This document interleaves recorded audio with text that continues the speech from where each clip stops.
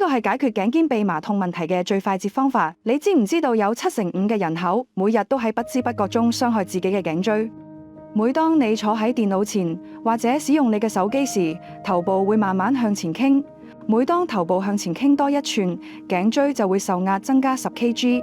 頸椎受壓會壓迫到頸椎神經。如果係 C4 以上頸椎神經或者交感神經受壓，會導致頭暈、頭痛、眼花；C4 以下受壓導致頸痛、背痛、斜方肌痛、後肩胛骨痛、菱形肌疼痛同心口痛。嚴重者脊髓受壓會影響下肢跛行。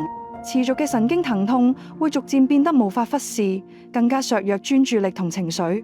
其他保守療法、脊醫、針灸或者係手法理療唔夠精準同針對性，而且效果往往無法持久。一旦停止治療，疼痛又會再次復發，而且每次到訪理療中心嘅費用亦都難以負擔。食止痛藥緩痛效果亦都係暫時，長期服食更加會導致胃潰瘍同埋腎衰竭，根本係一種治標不治本嘅方案。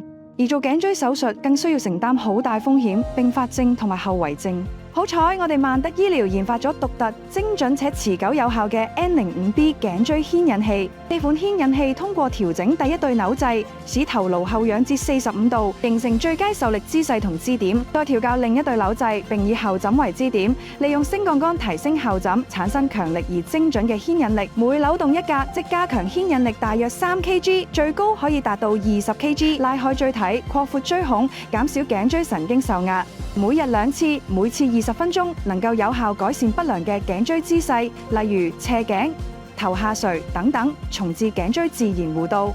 呢個簡單攜帶式設計，容許患者自己隨時隨地唔求人扭動調校牽引力度。對比其他牽引器 N05B 嘅設計，有80%後枕牽引力，更加針對性，精準咁拉起頸椎，減少頸椎神經受壓，緩解疼痛。呢個牽引器已經成功改變多位病人嘅生活，等佢哋唔再受疼痛困擾。我哋嘅免費試帶服務已經開始接受報名，如果你有興趣，快啲透過以下連結報名。